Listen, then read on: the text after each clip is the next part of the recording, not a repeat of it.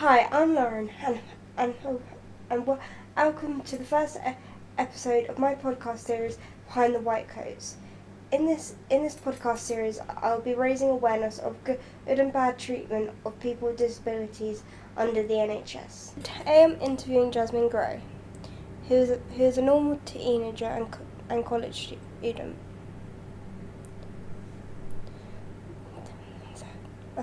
The only difference, she has a physical disability. How does this affect her emotionally?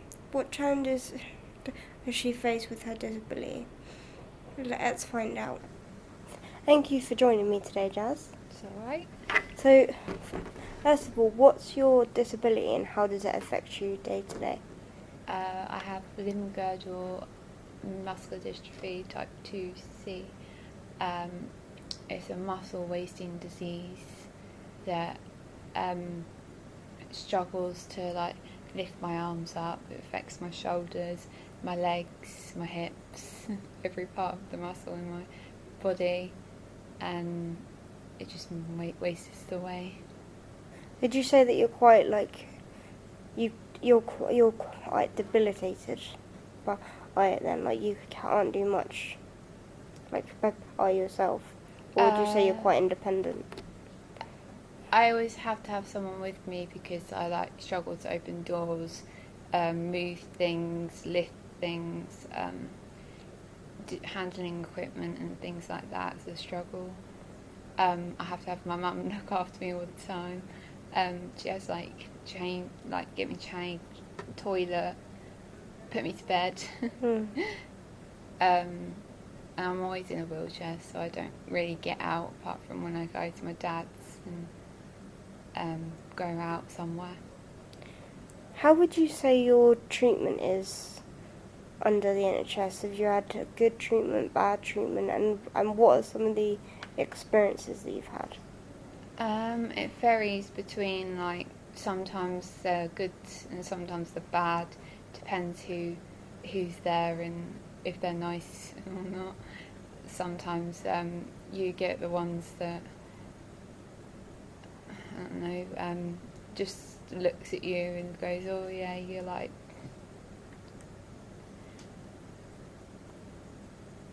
I don't really have. They think they don't really know what's wrong with me and they don't get my condition, even though they're professionals and they're supposed to tell you. But there's others that try to help but can't because they're limited on resources and things like that. Would you say there's a lack of education surrounding your disability then? Yeah, they're starting to get a bit better, but sometimes they change. They don't really know which one I have, like what type. There's loads of different types. It changes every time I go to the doctors, and they can't make up their mind which one I have. What are some of the types that they've diagnosed you with before? There's limb-girdle muscular dystrophy type 2I. There's I have congenital muscular dystrophy, but then they take the limb-girdle out, which sometimes confuses me because it's like, which one have I got? Yeah. Would you say that there needs to be more training and education then in terms of how to, not only how to deal with people with your disability when they come to hospital, but also how to diagnose your disability? Because from the sounds of what you're telling me, it doesn't sound like they really know the process that they need to go through in order to properly diagnose you. Yeah, when I was 3, they didn't have a clue what I had. I was always constantly ill. I was rushed in and out of hospital. They ended up just taking a chunk out of my thigh to test it to see what was wrong with me, and then they came out with muscular dystrophy. But then they said it won't progress as it did. But when I was 16, I started to be permanently in a wheelchair, and I was degrading very badly, and then they changed and called it type limb-girdle type 2. Did you say that you don't have a lot of trust in the NHS now then because of how much how many bad experiences you've had with them and how many times they've diagnosed you incorrectly? No, I don't really trust the NHS because when I've gone into a hospital, they've like treated me like a normal person, and it's not like I can just like go and get up and go to the toilet or like do anything. And the amount of times that they've like just treated me very badly, and when I'm like almost like dying, and they're like, and then they literally said to me one time that I probably won't make it, but then I did. So it was, yeah. Would you say that they're quite patronising towards you at times, and like don't really want to listen to you, rather speak to your parents or whatever? Like, do you feel like they don't really want to speak to you directly? There's some doctors that do want to speak to me, but sometimes I look to my mum for answers because she knows me a bit more better than what I do. But sometimes they want to speak to my parents only, and yeah, sometimes. So, would you say that it would be good for the doctors and things to have like refresher courses on how to? Because obviously they go to school and they do like the medical education before they actually become doctors, but then they learn loads of stuff after that, and they obviously can't retain all the information. So do you think it would be ideal for them to sometimes have like refresher courses Yeah, on how to deal with your disability? yeah, I think they should. I think maybe they should stay, I don't know, all day, see what it's like to actually be in a world, like watch what you go through, because I don't think they actually really know. They like give you all these equipment that you can't really use because your house is not big enough, and they don't realise that. They just, I don't think they really have a clue. Would you say that you're kind of just like left to it then once you have the equipment? Like you're never really explained how to use it or Yeah, I think so. yeah, because I know I've had experiences like that before where they've kind of given you equipment and then they show you once and you're expected to like remember as if you use it on a daily basis, but Yeah, like my mum's very like difficult with like remembering, so she has to like learn it like 3 times, and I'm the same, and they just leave you to do it, or they don't even bother turning up to show you to use it. So it's like sat around for like 3 months before they realise, oh yeah, you've got this equipment, you haven't used it. Why haven't you used it? And you're like, well, we haven't been shown, and there's no one to call. There's no one to get hold of. yeah, because they aren't the easiest of people to get hold of, are they? Like OTs and physios and stuff. They're not the easiest of people to try and contact. Yeah, or they give you ideas of equipment to get, but then they say, oh, but it's private, so you have to buy it yourself, which is... Yeah, and I'm guessing it's not very cheap. No, it's very expensive. It's more than what my mum is on and my dad's on, so it's like difficult to buy. So sometimes it's impractical. Mm. Would you say that there could there needs to be more understanding of people's different budgets then when it comes to having to buy all this equipment? Because obviously it's all fair game saying to everyone, oh, you've got to buy it yourself though, but surely like the idea of the NHS is that they're supposed to help us like for free, and they're supposed to make our lives easier, not harder. But I feel like in that sort of situation, they didn't really consider the fact that not everyone's got thousands of pounds sitting in the bank to buy equipment. As my mum phoned them up the other day and said to them that we don't live in a big mansion, like, because they came around with a big hoist and they didn't even bother coming around to show us, and it was probably about 3 weeks before they even come round, and it's been sat around, and they wouldn't give me a sling because you had to pay for it because I didn't have a hoist. So I had to get this hoist to get this thing, and then now I'm like, do I keep this thing? Do I not? So I have to wait. And yeah, they're just a nightmare. Is it a mobile hoist you have then, or is it a... It's like the same A one ceiling as hoist. college. Oh, so like so ceiling hoists then, or a mobile one. Mobile one. Oh. Have you ever had to wait like long periods of time, like, and having like when having doctor's appointments and things like that? Like, if you've been sat around waiting to be seen for a while. Yeah, so many times. They give you a time and then they're like 20 minutes late or 10 minutes. It's like, what's the point in coming early if you're not going to see us straight away? Have you ever had times where you've had to wait for a long period and then you've got in there and they've kind of told you stuff that you already knew? Because I know I've had appointments like that before where we've waited like half an hour or so and then we've got in there and they're like, oh yeah, we've told you this, this and this. And we're like, yeah, we already know that. Where's the new stuff that you're supposed to be telling us? Yeah, all the time. It's like every appointment, or they just want a general chat or just random things, and you're like, okay, so what's the point in this whole appointment if you're just gonna like talk about random stuff and not actually like give me any new information? And have they ever recommended like any? I don't know if your condition can be improved, but have they ever recommended any like treatments that could try and like improve your disability, or if they kind of just said to you gotta get on with it? Pretty much just get on with it and just live your life as best as you can, but it's a bit difficult to do that. And when you've sort of gone to them about issues you've had with like equipment wise or different like symptoms you have with your condition, what's been their response? Is it kind of just the same of...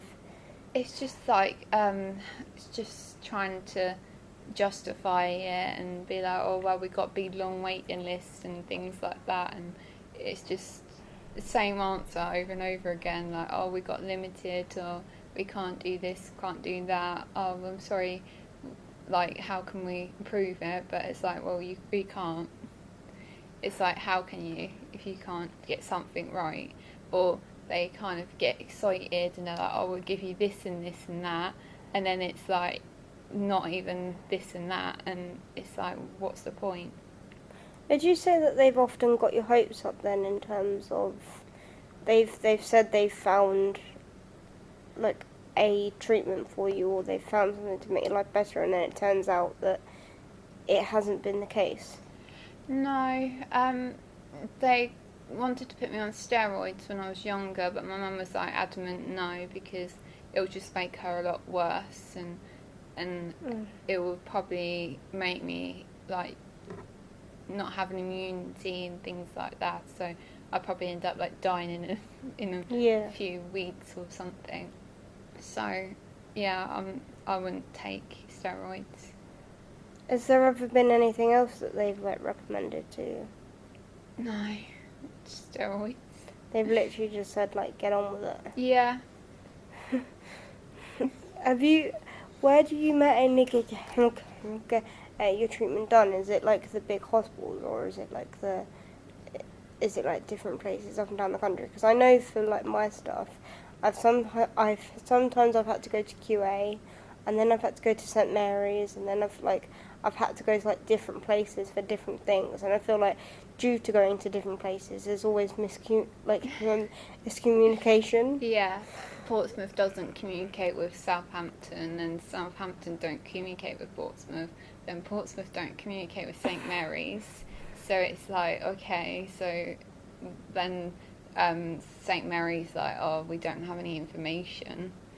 So yeah, I go from Southampton to like Portsmouth, Queen Alexandra, and then I go to St Mary's, so it's all three. Do you feel like you're kind of going round in a loop?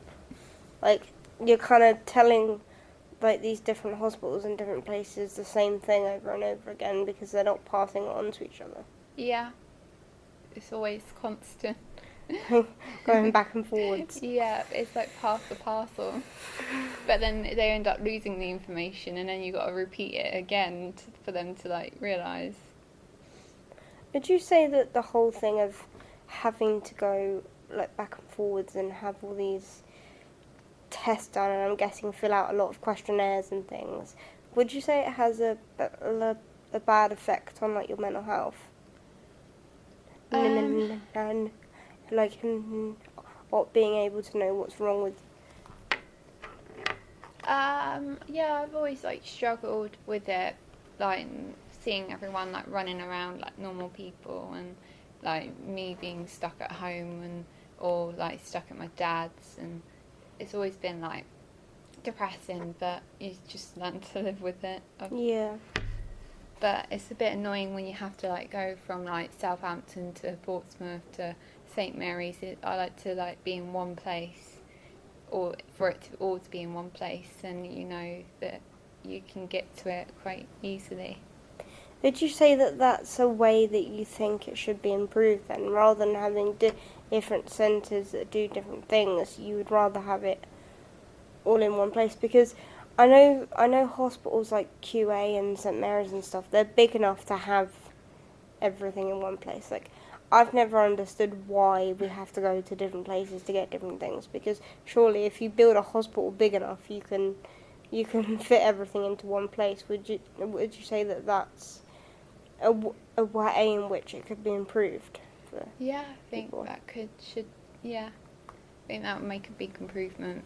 But I've always thought that Southampton was better than Queen Alexandra, because they have more knowledge, more equipment. They are very nicer. They don't just leave you alone. They probably won't even make you sign a DNR or things like that. Have you had experiences like that where they've just left you? Yeah. When I was last year, had a chest infection, and then they kept testing me to see if it was pneumonia, and then they just kept leaving me, and I kept like needing the toilet. So then my mum would be like, well, I don't have a wheelchair, like can you get one?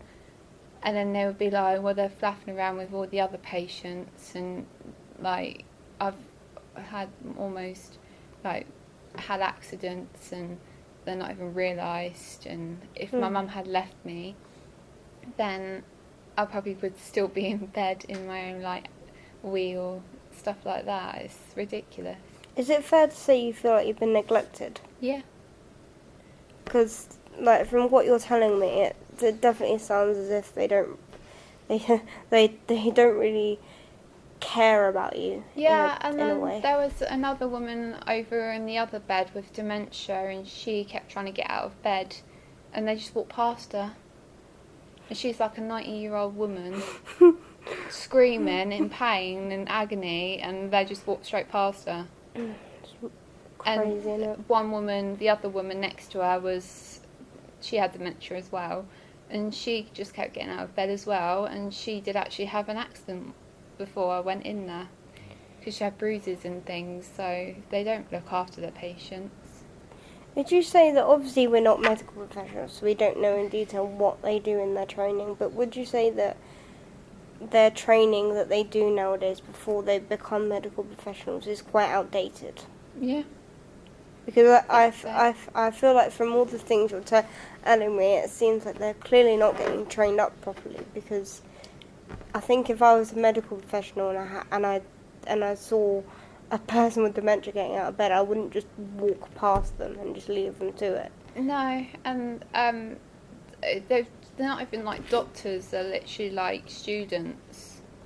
So you don't really see a doctor anymore, you just see students instead, and they are limited with what they know, and when you want to see a doctor you can't because they're too busy doing something else. Would you say that a lot of the doctors that have dealt with you are...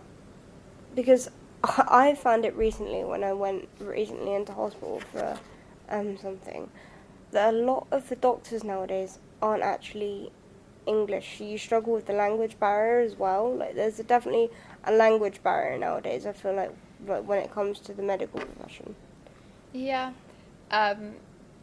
The one when I was rushed into hospital, I always call him like a lookalike Rishi, because he really did, but he was so lovely and he did do a great job. And then you had like after that, you were just passed down to other people that you couldn't understand and didn't speak very well, and you tried to, but they are like very different and they're a bit cold, and you can't really understand them. Would you say that due to the language barrier, then you felt as if you weren't really being treated properly?